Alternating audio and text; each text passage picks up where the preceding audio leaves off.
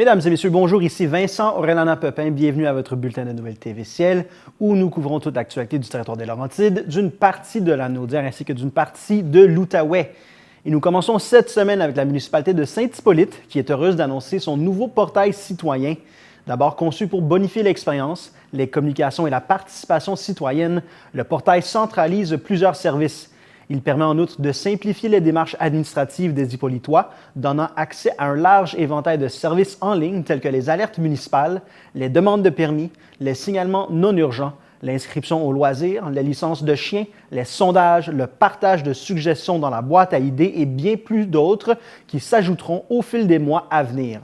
En s'abonnant aux alertes municipales, les résidents pourront être prévenus en cas d'événements majeurs, mais aussi pour recevoir des rappels par courriel concernant les collectes, les consultations publiques, les événements et les séances du conseil municipal.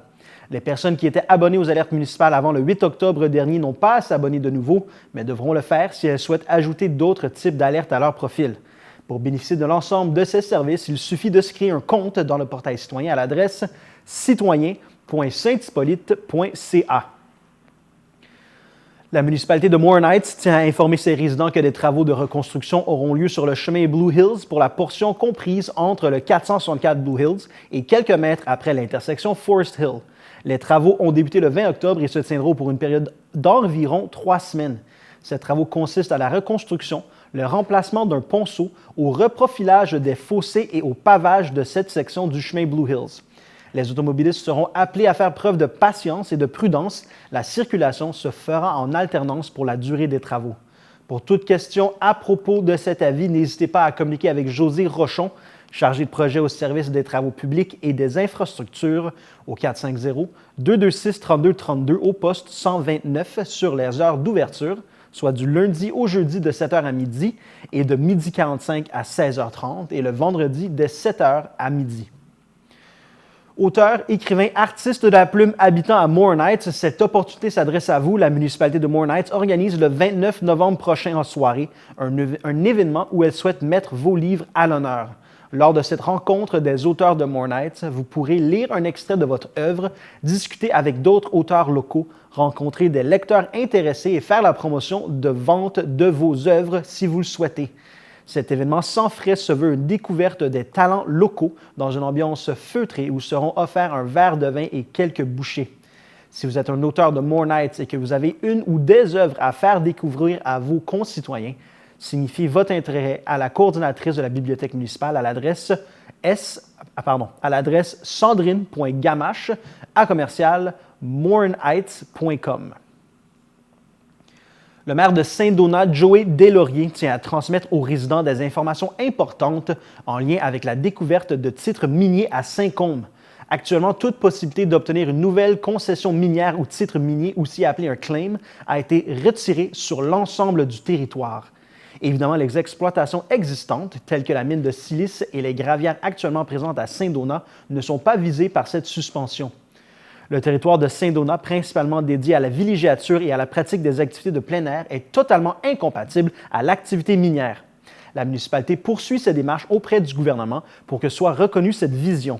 Siégeant au Comité national sur les mines de l'Union des municipalités du Québec, M. Deslauriers est bien au fait des avancées présentées à l'intérieur du projet de loi numéro 63, qui contient notamment des mesures visant à réduire la spéculation sur les claims et à assurer la professionnalisation des détenteurs.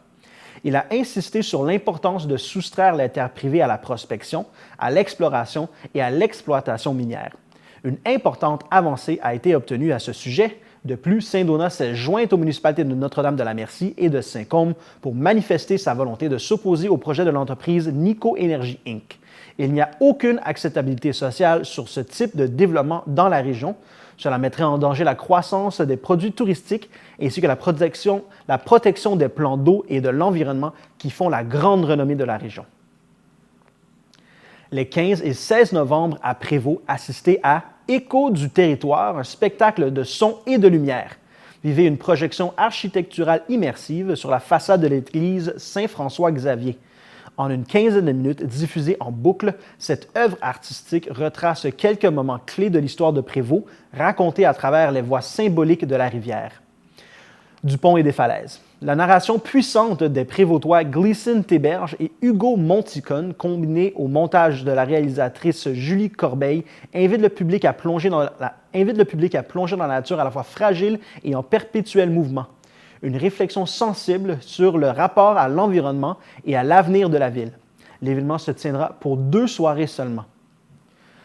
La Ville de Prévost est fière d'annoncer le lancement d'un essai pilote visant à améliorer la durabilité et la qualité de ses chemins de gravier grâce à une technique d'entretien de pointe, soit le traitement de surface. En effet, des travaux de rechargement granulaire suivis d'un traitement de surface ont débuté sur le territoire en septembre dernier. Cet essai pilote permettra d'évaluer l'efficacité du traitement de surface dans des conditions réelles et de déterminer son potentiel pour l'entretien futur des chemins de gravier. La Ville est convaincue que cette technologie, qui se veut innovante, économique et durable, contribuera à améliorer la qualité des infrastructures tout en respectant les engagements envers le développement durable. La Ville de Prévost innove et annonce avec fierté le déploiement d'un nouveau service de contenants réutilisables consignés dans les commerces et restaurants participants de la Ville en partenariat avec l'entreprise Beaupac. Cette initiative est entièrement financée par le Fonds pour la consommation responsable, issu des éco-contributions appliquées à certains produits à usage unique. Elle vise à réduire la production de contenants à usage unique et à encourager des pratiques durables chez les citoyens et les commerçants en leur offrant une option simple pour transporter les plats à emporter et les restes de table. 6 restaurants prévôtois participent déjà au programme, soit Amir, Ben et Florentine, les Moulins Lafayette, Sushi Shop, le Suki et Thai Express. La Ville de Prévost et l'entreprise Beaupac, qui offre déjà le service dans certains commerces du Québec, espèrent que plusieurs autres adhéreront au service.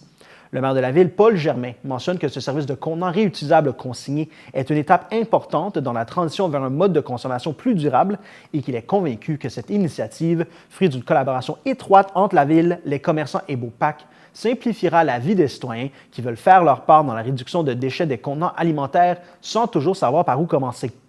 Dans le cadre de ce projet, la Ville de Prévost a bénéficié de l'expertise de Marie Bellemare, étudiante au doctorat à la Polytechnique Montréal, dont la recherche-action participative a permis de déterminer les freins et motivations à l'implantation d'un système de consigne dans la municipalité. Des étapes simples permettent aux citoyens d'opter pour cette option lors de leur visite dans un commerce participant. Savourez votre repas dans un plat Beaupac réutilisable ou ramenez vos restes de repas à la maison. Pour déposer votre plat, rendez-vous à l'une des boîtes de retour situées dans les stationnements du IGA Extra Marché Piché ou du Métro Plus Famille Thibault. Numérisez le code QR pour accéder à l'application Beaupac. Vous recevrez votre 2 $ de consigne par virement Interac en suivant les instructions sur la boîte. Prévost faisant déjà partie du trajet de distribution et de récupération des plats Beaupac, les contenants déposés dans les boîtes de retour sont ainsi récupérés par l'entreprise. Ils retournent ensuite à la station de nettoyage pour être redistribués dans les commerces. La Ville de Prévost est fière d'annoncer la mise en œuvre d'une nouvelle politique d'habitation innovante, un engagement d'action envers tous les citoyens et toutes les familles prévôtoises. Prévost est un lieu où la nature et le sens de la communauté sont en parfaite symbiose. L'objectif de la Ville est de préserver et de renforcer cette harmonie, car elle croit que l'habitation est bien plus qu'un simple toit, c'est le fondement sur lequel repose la qualité de vie des citoyens. La Ville invite les résidents à découvrir la nouvelle politique d'habitation à travers 5 thématiques qui ont guidé son élaboration, soit l'abordabilité et l'accessibilité au logement, la densité, la création de milieux de vie complets selon les principes d'éco-conception, la mobilité et l'innovation.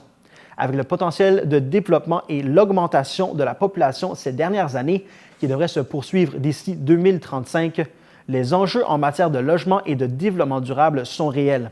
Offrir des logements abordables et hors marché spéculatif, aujourd'hui et pour l'avenir, a été au cœur des priorités de la Ville. La nouvelle politique d'habitation accorde une place importante aux aînés et aux générations futures. La politique de l'habitation prévôtoise se veut un outil innovant mettant en avant le logement dans une optique où la Ville souhaite orienter la croissance résidentielle sur son territoire tout en guidant les nouveaux développements selon les principes d'éco-conception. Ceux-ci tiennent compte du développement économique, de la protection de l'environnement et du développement social. Cette politique vise à rendre le logement accessible à tous les prévôtois, peu importe leur âge, leur statut social ou leur situation financière, en accordant une attention particulière aux ménages pour qui l'abordabilité est un obstacle. Dans la poursuite du partenariat initié il y a 1 an avec Cap Sud 66, l'agence d'attractivité de Perpignan Méditerranée Métropole, La MRC des Laurentides avait le plaisir d'accueillir sur son territoire des représentants. Au programme, rencontre des élus et acteurs clés du territoire, échange des visions respectives sur les défis auxquels la MRC fait face et des solutions innovantes, préparation d'un plan d'action pour mutualiser les compétences en participation au Sommet international de l'innovation en ville médiane. Une délégation d'une quinzaine de personnes, représentées par des chefs d'entreprise et des élus de Perpignan et ses environs, sont allés explorer la région des Laurentides en début octobre. Accueillis par des élus et la direction de la MRC des Laurentides et de la Corporation économique de la MRC. Les objectifs de ces rencontres étaient multiples, soit faire de ce maillage international une opportunité pour s'inspirer des bonnes pratiques transatlantiques, promouvoir des solutions exportables pour faire face aux enjeux du changement climatique dans des régions de villégiature ayant une activité économique de récréotourisme prédominante, aider les entreprises à se développer au niveau international et encourager les jeunes pousses pour le développement d'entreprises à un niveau international. À cet effet, accompagné par IVO et la CDE, l'objectif de la visite en terre québécoise a été atteint puisque la délégation a pu reconnaître de nombreuses entreprises et leaders du milieu touristique et échanger sur les façons de faire ainsi que des spécialistes en environnement, en évaluation foncière, en gestion des terres publiques, entre autres. Le préfet de la MRC des Laurentides, Marc Lheureux, souligne le savoir-faire de la région, ses innovations et sa capacité à se mettre en action et de réaliser des mandats de façon concertée. Événement incontournable de l'innovation municipale, la délégation de Perpignan et la MRC des Laurentides ont participé ensemble au Sommet international de l'innovation en ville médiane organisé à Drummondville au début octobre. Ces deux partenaires souhaitent avant tout aider leurs entreprises respectives à se développer et innover sur leur territoire, mais aussi faciliter le partage d'innovation entre jeunes entreprises. Ce jumelage transatlantique s'inscrit dans une vision de partage des savoirs et des connaissances. La MRC des Laurentides s'est ainsi engagée à accueillir des étudiants à l'Université de Perpignan au sein de son service d'évaluation foncière pour leur prochain stage. La MRC des Laurentides a le plaisir d'annoncer la nomination de Sarah Gabrielle Ignatieff au poste de chargée de projet Plan Climat. D'ici à mars 2027, elle assurera l'élaboration du plan climat de la MRC des Laurentides et accompagnera les acteurs régionaux dans la structuration des projets et de stratégies visant l'adaptation et la lutte au changement climatique. Comme responsable de l'élaboration du plan climat, Sarah Gabrielle Ignatieff pilotera l'ensemble de ce projet d'envergure de concert avec la direction de la MRC. Diplômée d'une maîtrise en gestion de risques liés aux désastres et d'adaptation au changement climatique de l'Université de Lund en Suède et d'un baccalauréat en environnement et développement de l'Université McGill, Sarah Gabrielle est passionnée par les enjeux globaux de résilience climatique. Son parcours universitaire lui a permis de développer une solide compréhension des problématiques environnementales mondiales et de leur intersection avec divers enjeux sociaux. Sarah Gabrielle détient toutes les qualités professionnelles et interpersonnelles requises pour mobiliser et accompagner les municipalités locales, les organismes, les entreprises et les ministères concernés dans leurs projets liés à la transition climatique et autour d'objectifs mesurables visant l'adaptation au changement climatique et la réduction des gaz à effet de serre. Rappelons qu'en février 2024, la MRC des Laurentides a obtenu une aide financière de 1,25 million de dollars provenant du programme Accélérer la transition climatique locale visant l'élaboration et la mise en œuvre d'un plan climat. Celui-ci regroupe les démarches de réduction des émissions de gaz à effet de serre, les démarches d'adaptation aux conséquences des changements climatiques ainsi que l'identification de mesures de soutien à la transition climatique. Contrairement au plan d'adaptation au changement climatique, qui visait uniquement des actions de portée régionale, le plan climat de la MRC comprendra des actions au niveau régional et local. Ainsi, un exercice de concertation avec les municipalités du territoire, les organismes partenaires et la population sera réalisé afin de concrétiser les actions impliquant ces partenaires et bonifier la portion adaptation du plan climat avec des actions de responsabilité locale. Consultez le site web de la MRC pour en connaître davantage sur les actions régionales en matière de changement climatique au mrclaurentide.qc.ca/changement-climatique. Revenez-nous après la pause.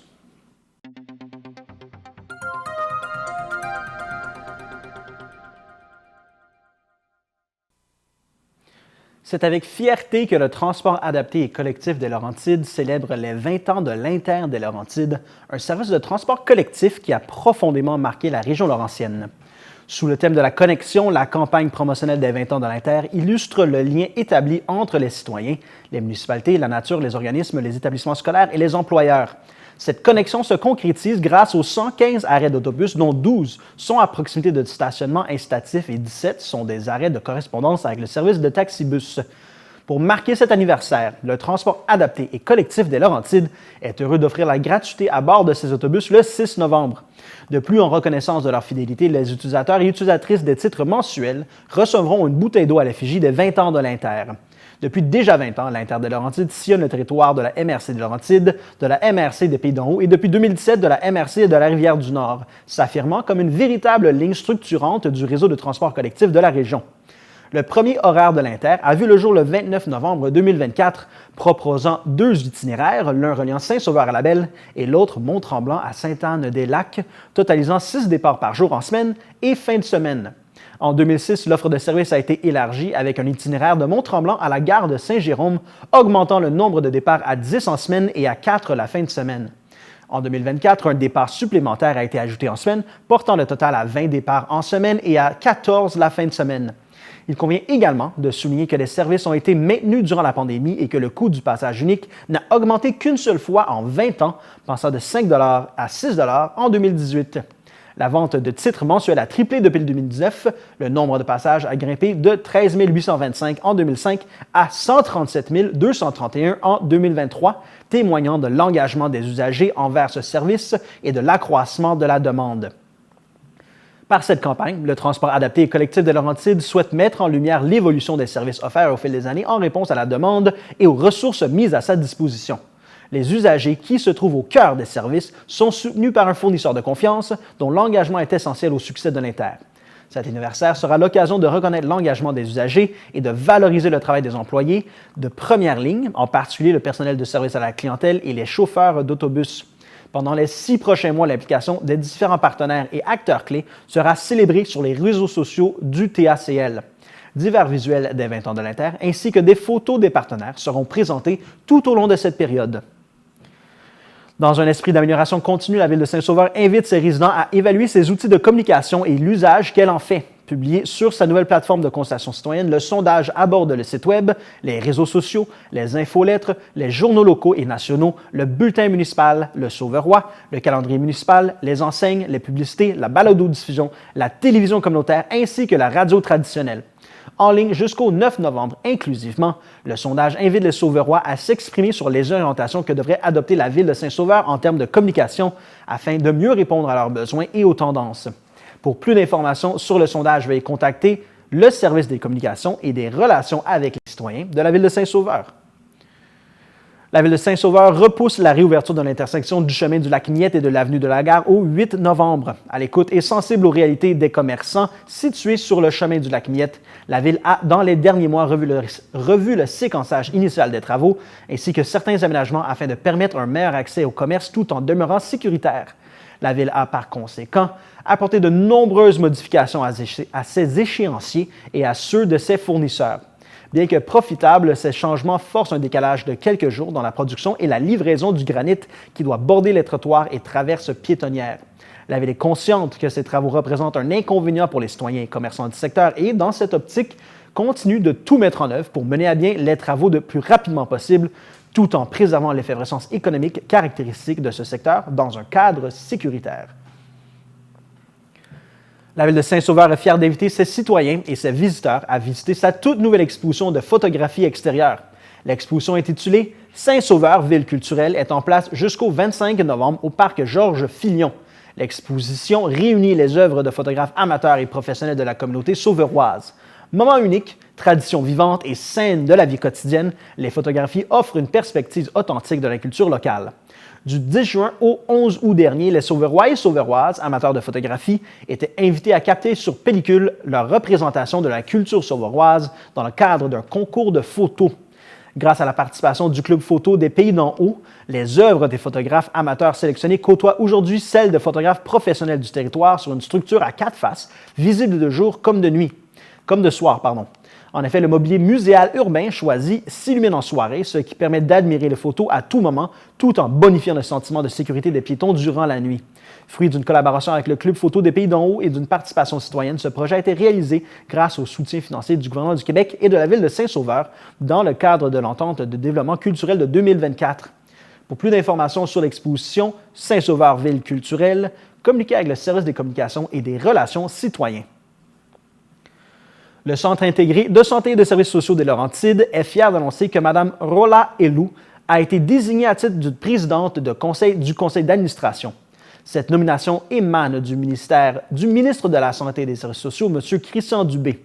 Mme Elou est membre du conseil d'administration du CI3S des Laurentides depuis sa création en 2015.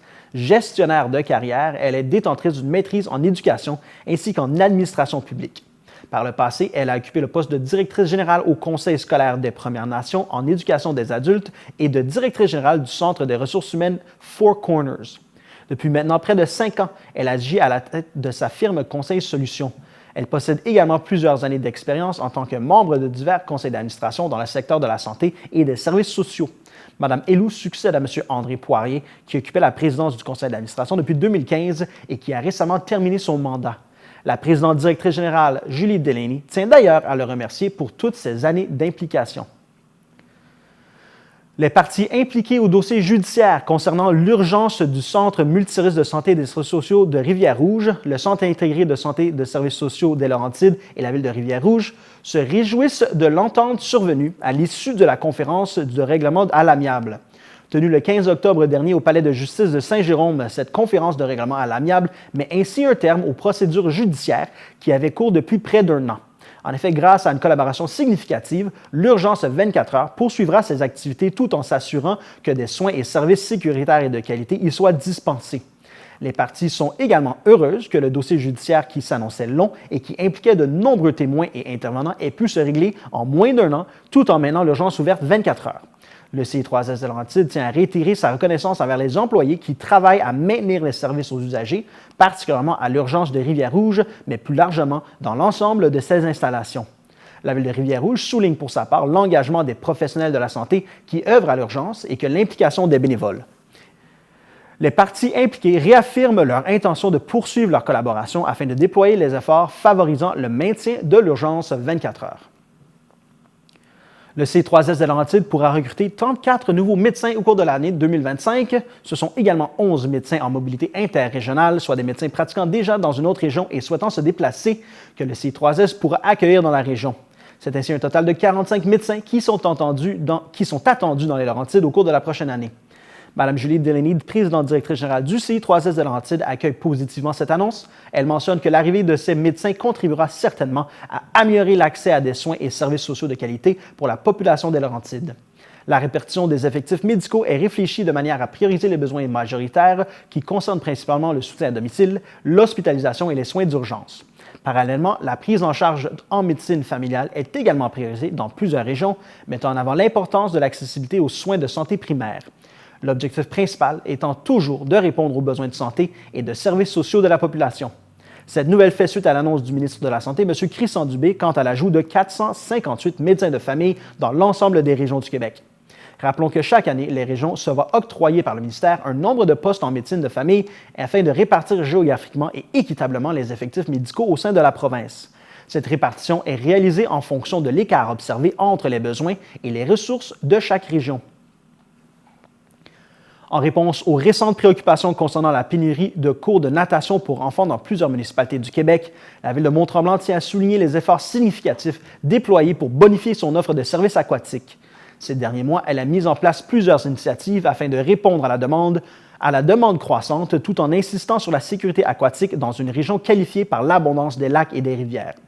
Convaincu que l'apprentissage précoce de la natation chez les jeunes est un des facteurs de réduction des noyades, la ville a plus que doublé le nombre de cours, offrant cet automne 57 cours de natation contre 26 au printemps dernier, dont 20 % sont spécifiquement réservés aux jeunes. 10 nouveaux moniteurs et monitrices ont été formés, en plus d'augmenter le nombre de plages horaires des cours privés à 60, spécialement conçus pour les enfants rencontrant des difficultés avec certaines techniques ou qui présentent des besoins particuliers, y compris les enfants neurodivergents. Depuis l'hiver 2023, la Ville offre gratuitement des cours de natation aux Tremblantois et Tremblantoises de 0 à 6 ans. En complément des cours réguliers, elle a également adhéré au programme de la Société de sauvetage Nager pour survivre, permettant aux enfants comme aux adultes d'acquérir des compétences de base en natation. La Ville prévoit également développer des partenariats avec les écoles locales dans les années à venir. La Ville tient à sensibiliser les familles à l'importance d'honorer leur inscription. En effet, les absences non justifiées limitent l'accès aux cours pour d'autres enfants inscrits sur la liste d'attente qui souhaitent en bénéficier. Ces actions s'inscrivent dans le nouveau plan stratégique de Mont-Tremblant qui vise à bonifier son offre de services sportifs, culturels, de loisirs et communautaires afin de répondre aux besoins de la population de manière équitable et inclusive. La Ville de Mont-Tremblant souhaite informer sa population que le règlement sur la division du territoire en 8 districts électoraux entre officiellement en vigueur le 31 octobre. Adopté lors de la séance du conseil municipal de mai dernier, ce règlement pourrait entraîner de changements quant au district auquel un secteur appartient et au conseil municipal ou à la conseillère municipale responsable de sa représentation. L'augmentation de la population dans certains secteurs de Mont-Tremblant a nécessité une révision du découpage électoral. Les travaux de révision ont été amorcés au printemps 2024 afin d'établir une nouvelle carte électorale en vue des élections municipales du 2 novembre 2025. Le territoire est désormais divisé comme suit. District 1, Station Mont-Tremblant. Station Mont-Tremblant et Lac-Ouimet. District numéro 2, Lac-Mercier. District numéro 3, Lac-Dufour, Lac-Fortier. District numéro 4, Mont-du-Dême. District numéro 5, Mont-Tremblant Centre-Nord. District numéro 6, Mont-Tremblant Centre-Sud. District numéro 7, Ruisseau-Noir et 6e rang. Et district numéro 8, Lac-Masquinongé. La nouvelle carte des districts électoraux peut être consultée en ligne dans l'annexe A du règlement à villedemonttremblant.qc.ca/règlement. Une carte interactive sera également disponible prochainement sur le site web de la Ville à villedemonttremblant.qc.ca/district. Cet outil facilitera la visualisation des nouveaux découpages territoriaux et permettra d'identifier les changements de représentation municipale en fonction d'une adresse civique. Pour tout renseignement, communiquez avec le service du greffe et des affaires juridiques par courriel à greffe@villedemonttremblant.qc.ca ou au 311. La Ville de Mont-Tremblant convie la communauté du réseau Sentier Mont-Tremblant à la séance d'information semi-annuelle qui aura lieu le 27 novembre à 19h à l'Hôtel de Ville. L'événement sera également web diffusé en direct.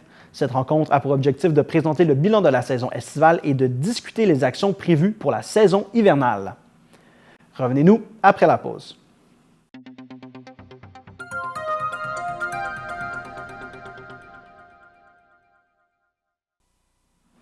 Le 24 novembre prochain, le Père Noël, la Fée des Étoiles et les lutins descendront tout droit du pôle Nord pour rencontrer les enfants de Mont-Tremblant dans le cadre de l'événement Noël magique. Les familles sont conviées dans le stationnement de l'Hôtel de Ville de 11h à 14h pour de l'animation féerique et une remise de cadeaux dans un décor enchanteur. Rappel important, pour recevoir un livre en cadeau des mains du Père Noël, les jeunes Tremblantois de 8 ans et moins devront préalablement s'inscrire en ligne entre le 29 octobre et le 21 novembre 2024. Il y aura animation et ateliers thématiques avec personnages hauts en couleur, rencontres avec le Père Noël, kiosque de photos, remise de cadeaux pour les enfants de 8 ans et moins, inscrits seulement. Toutes les activités se tiendront à l'extérieur, dans le stationnement derrière l'Hôtel de Ville. Habillez-vous chaudement car des files d'attente sont à prévoir. La distribution est réservée aux enfants de 8 ans et moins titulaires d'une carte Accès Mont-Tremblant valide. L'inscription est obligatoire via la plateforme Sport Plus.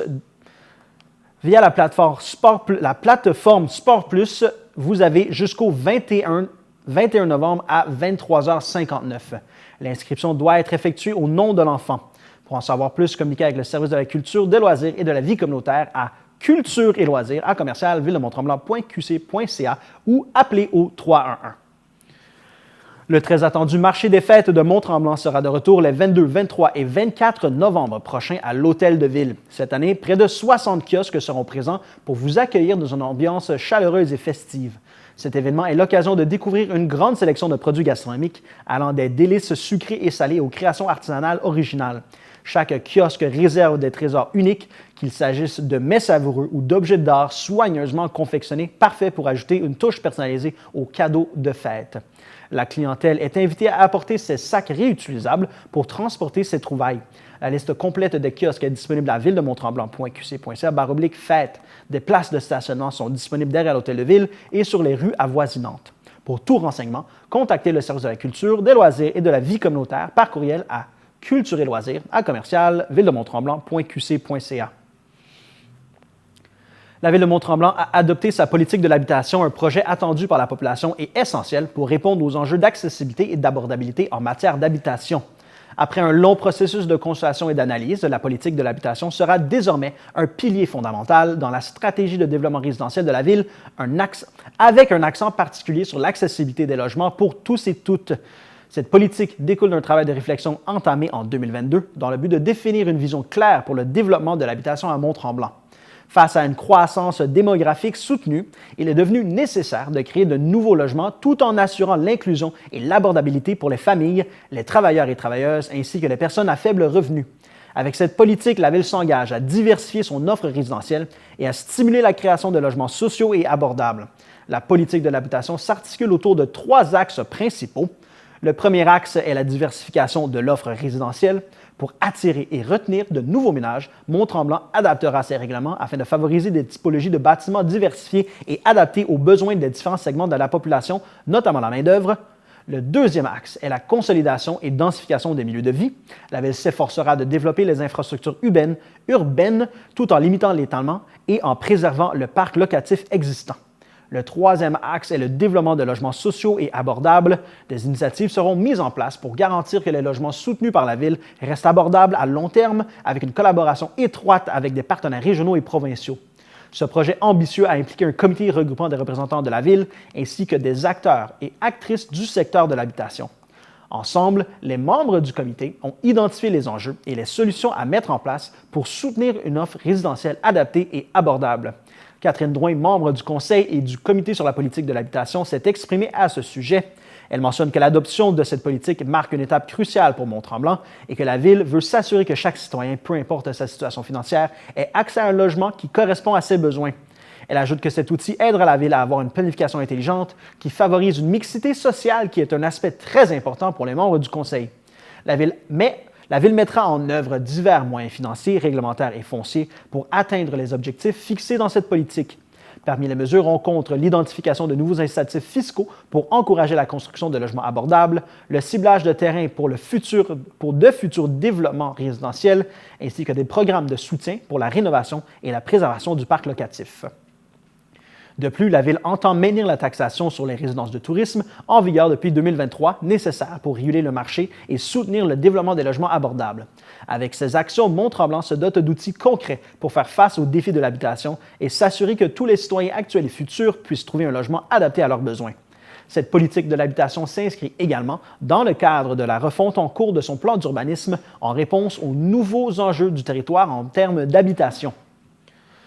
La Ville de Mont-Tremblant réaffirme son engagement dans la lutte contre les changements climatiques en devenant la deuxième ville au Québec à instaurer une écotaxe sur les émissions de gaz à effet de serre, une mesure visant à compenser les impacts environnementaux générés par les nouvelles constructions. L'écotaxe sur les gaz à effet de serre représente une avancée importante et efficace pour la protection de l'environnement à Mont-Tremblant. Elle est avant tout un outil collaboratif et bénéfique pour la communauté et non une mesure punitive.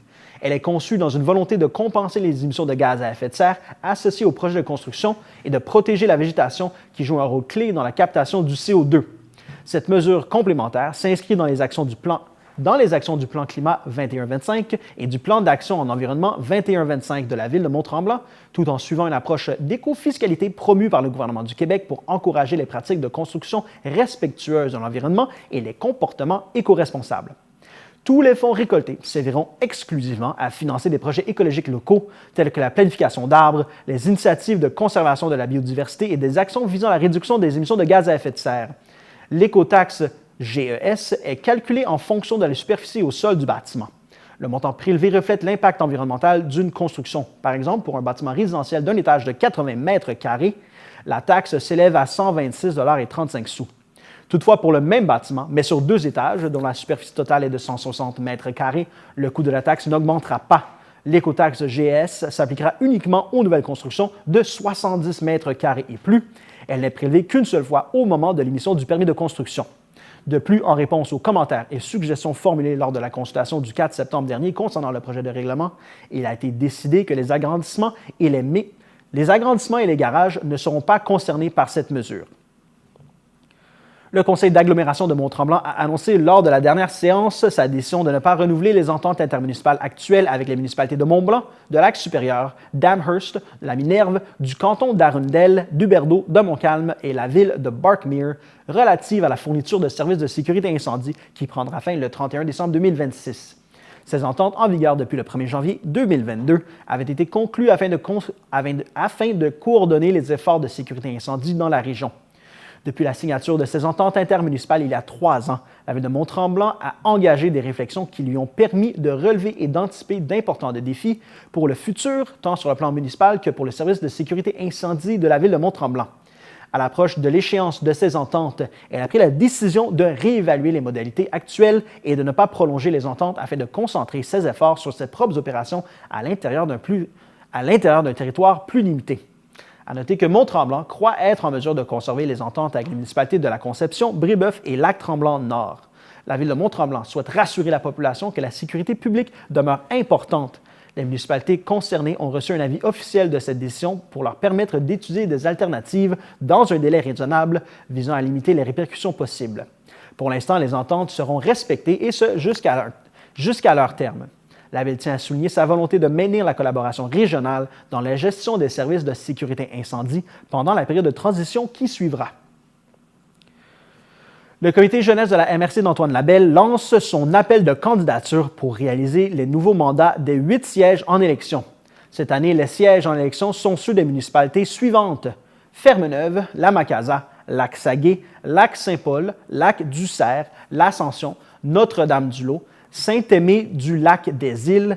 C'est du 28 octobre au 29 novembre prochain que les candidats intéressés peuvent soumettre leur candidature en remplissant le formulaire d'inscription au mrcal.ca/participation, citoyenne, comité, jeunesse, AD, @vision.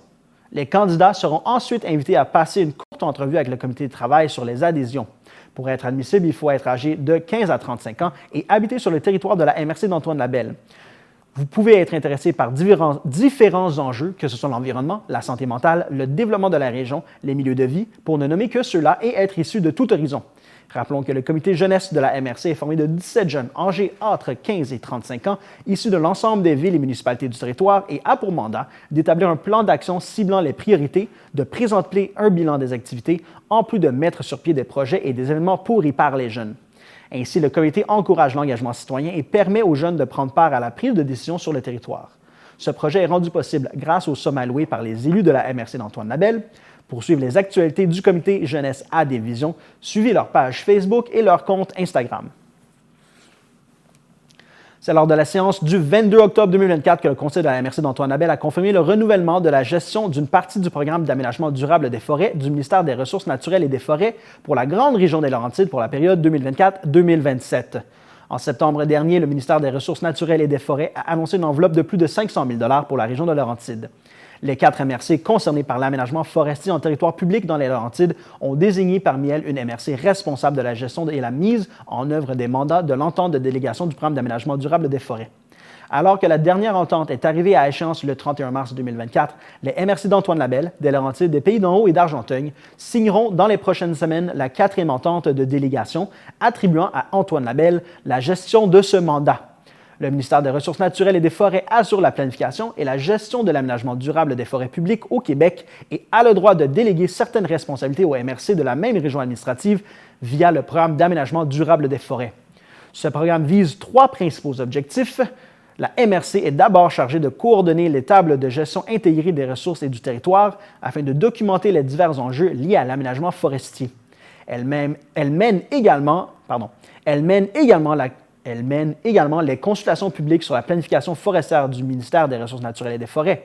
De plus, la MRC soutient les initiatives visant à valoriser l'aménagement forestier, favorise la mise en œuvre de stratégies forestières régionales et accompagne la réalisation des travaux d'aménagement et les territoires forestiers résiduels ou les chemins multi-usages. Pour réaliser ces mandats, la MRC d'Antoine Labelle s'appuie sur l'expertise de son service de gestion intégrée des ressources naturelles, composé d'un directeur de service, d'une chargée de projet, d'un géomaticien et d'une adjointe administrative, tous dédiés à la gestion des ressources et des activités en territoire forestier. La MRC d'Antoine Abel tient à remercier les MRC de la région des Laurentides pour la confiance accordée à son équipe dans l'exécution de ce mandat. Rappelons que l'aménagement forestier des forêts que l'aménagement durable des forêts est régi par la Loi sur l'aménagement durable du territoire forestier et a pour but de maintenir ou d'améliorer la santé à long terme des écosystèmes forestiers afin d'offrir aux générations d'aujourd'hui et de demain des avantages environnementaux, économiques et sociaux que procurent ces écosystèmes. Ainsi, la MRC d'Antoine Abel contribue à l'harmonisation des différents usages de la forêt selon les droits consentis et les orientations prescrites par la loi. Elle souhaite participer au partage du territoire public afin de rendre possible les différentes activités et d'en faire une utilisation responsable. Par la coordination des tables de gestion intégrées des ressources et du territoire, la MRC s'assure de recueillir les intérêts et les préoccupations des personnes et des organismes concernés par les différentes activités d'aménagement forestier, soit les territoires fauniques structurés, les organismes en environnement, les acériculteurs, les clubs de VHR, les entreprises forestières et plus encore. Ces membres des tables de gestion intégrées des ressources et du territoire fixent également des objectifs locaux d'aménagement durable des forêts et conviennent des mesures d'harmonisation à leurs multiples usages. Revenez-nous après la pause.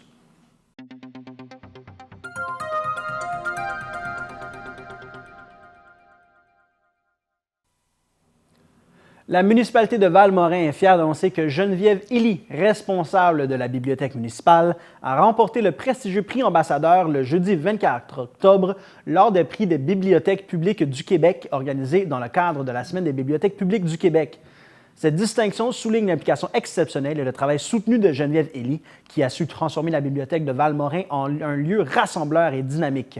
Depuis son arrivée en 2011, Geneviève a œuvré pour faire de la bibliothèque un véritable milieu de vie, un espace où toutes les générations de citoyens peuvent se rencontrer, échanger et tisser des liens. Sa passion et son dévouement pour animer cet espace en font un véritable cœur villageois qui renforce le sentiment d'appartenance à la communauté. Reconnue pour son accueil chaleureux et son engagement, elle a fait de la bibliothèque un second chez-soi pour de nombreux résidents de Val-Morin. Le jury des prix des bibliothèques publiques du Québec a choisi Mme Illy parmi de nombreux finalistes pour son engagement remarquable envers le développement culturel et communautaire de Val-Morin. Au nom de tous les citoyens, la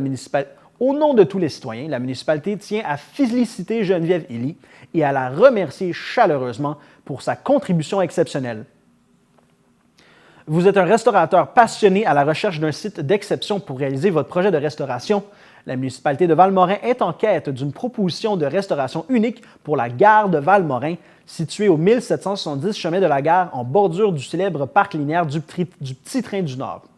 Imaginez un espace fréquenté par plus de 280 000 visiteurs annuellement, dont les cyclistes, skieurs, randonneurs et amateurs de plein air qui se donnent rendez-vous annuellement dans un cadre enchanteur et à quelques pas de la magnifique plage du lac Raymond. Vous avez jusqu'au 25 novembre pour déposer votre dossier de candidature et profiter de cette opportunité de proposer une offre de restauration distinctive à une clientèle en quête de saveurs locales et d'expériences mémorables. La Ville de Mont-Laurier est heureuse d'informer les citoyens de la réouverture de la piscine municipale depuis le 4 novembre. Les activités telles que les bains couloirs et les bains libres ainsi que les activités liées au club de natation ont repris. Quant aux cours de natation adultes et enfants, ceux-ci débuteront à compter du samedi 9 novembre. Les 10 séances de la saison d'automne seront offertes exceptionnellement jusqu'au 22 décembre et par la suite, les cours se poursuivront du 11 au 31 janvier 2025. En ce qui a trait aux cours Lève-Tôt, ceux-ci commenceront le 11 novembre et se termineront le 7 mars 2025. Finalement, les cours de sauvetage dans la catégorie médaille de bronze se dérouleront du 11 novembre au 9 décembre. Pour en savoir plus sur les horaires et tarifs de la piscine, visitez le villemonlaurier.qc.ca dans l'onglet Horaires et tarifs des activités sportives. La Ville de Mont-Laurier désire rappeler aux citoyens que l'inscription aux formations aquatiques est en cours. Vous pouvez dès maintenant vous inscrire à la formation en sauvetage aquatique médaille de bronze et ce jusqu'au 3 novembre via la plateforme Amelia. Celle-ci débutera le 11 novembre prochain à la piscine municipale. Le brevet médaille de bronze de la Société de sauvetage sollicite le candidat tant sur le plan physique que mental. Le jugement, la connaissance, les habiletés et la forme physique, les 4 piliers du sauvetage aquatique, sont la base de cette formation. Les candidats acquièrent des habiletés d'évaluation et de résolution de problèmes essentiels pour prendre de bonnes décisions dans l'eau, sur l'eau et près de l'eau. Il est également possible de vous inscrire à la formation en premiers soins jusqu'au 24 novembre prochain.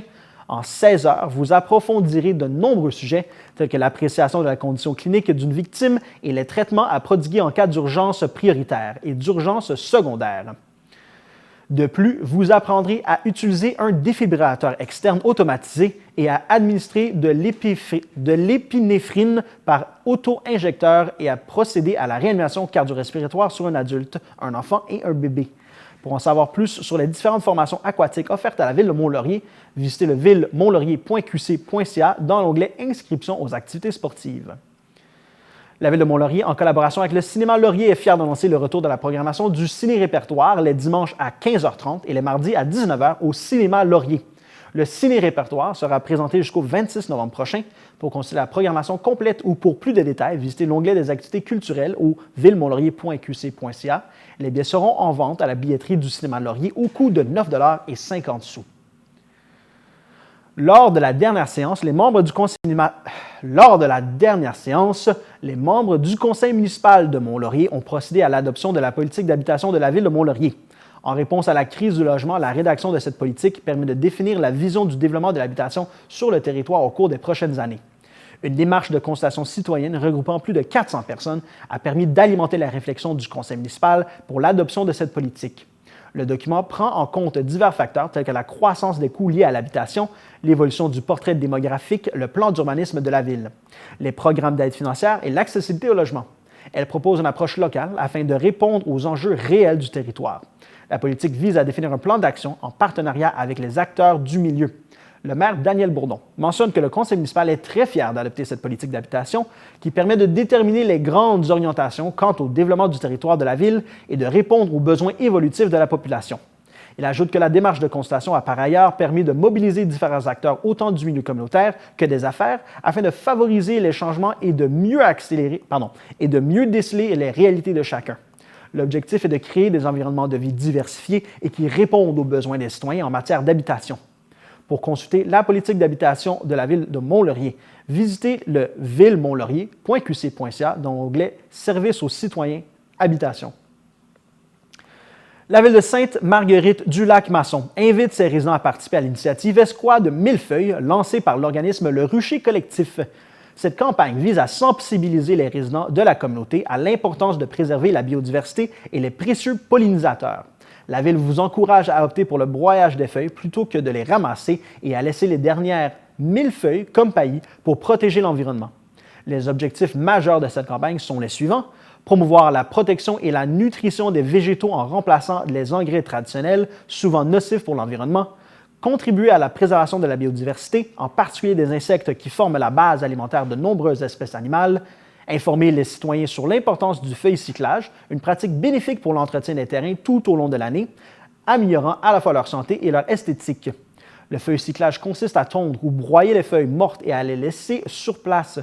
Outre les avantages évidents pour la biodiversité, cette méthode présente de nombreux autres bénéfices, soit la production d'un engrais et d'un compost naturel directement sur votre pelouse, la conservation de l'humidité du sol réduisant ainsi la fréquence d'arrosage, le renforcement de la résistance de votre pelouse à la sécheresse et aux maladies, la réduction des émissions de gaz à effet de serre associées au transport des feuilles contribuant ainsi à réduire votre empreinte écologique. En participant à la campagne Escouade Millefeuille, vous faites un geste concret pour la protection de l'environnement tout en améliorant la santé de votre pelouse. Vous tenez tout de même à ramasser les feuilles mais ne savez pas comment en disposer. Mettez-les dans des sacs compostables et apportez-les à l'écocentre. La Ville de Sainte-Adèle souhaite rappeler à tous les citoyens que le stationnement des véhicules routiers est interdit sur tous les chemins publics tous les jours de minuit à 7 h du matin du 1er novembre au 15 avril inclusivement de chaque année, à l'exception de la période des fêtes, soit du 23 décembre au 6 janvier inclusivement. Le stationnement est cependant permis sur tous les chemins publics durant la relâche scolaire, tel qu'établi par la Commission scolaire des Laurentides, ce qui correspond pour l'année 2024 à la période allant du samedi 1er mars, ce qui correspond pour l'année 2025 à la période allant du samedi 1er mars au dimanche 9 mars. Le stationnement des véhicules routiers est interdit sur tous les stationnements municipaux tous les jours de 3h30 à 7h du matin, à l'exception du stationnement municipal situé sur la rue Émile-Cochon, près du garage des Pentes 4080, où le stationnement des véhicules routiers de nuit est permis entre le 1er novembre et le 15 avril de chaque année pour une période n'excédant pas 24 heures. Toutefois, il est interdit d'y stationner des véhicules récréatifs en vertu d'une entente entre la ville et l'église de Sainte-Adèle. Il est également permis d'utiliser le stationnement de l'église pendant la nuit durant la saison hivernale. Rappelons que l'objectif poursuivi par la ville par cette politique de stationnement est de permettre aux équipes de déneigement de procéder au nettoyage des rues de façon plus rapide et efficace sans devoir contourner les voitures stationnées en bordure de route. Signalons également que les personnes ayant stationné leur véhicule sur la rue ou dans un stationnement municipal pendant les périodes interdites sont passibles d'une amende minimale de 60 $ et maximale de 300 $. La Ville tient à remercier les citoyens pour leur compréhension et leur collaboration dans l'application de ce règlement qui contribue au bien commun. Voilà, c'était tout cette semaine pour votre bulletin de nouvelles TV Ciel. À la semaine prochaine.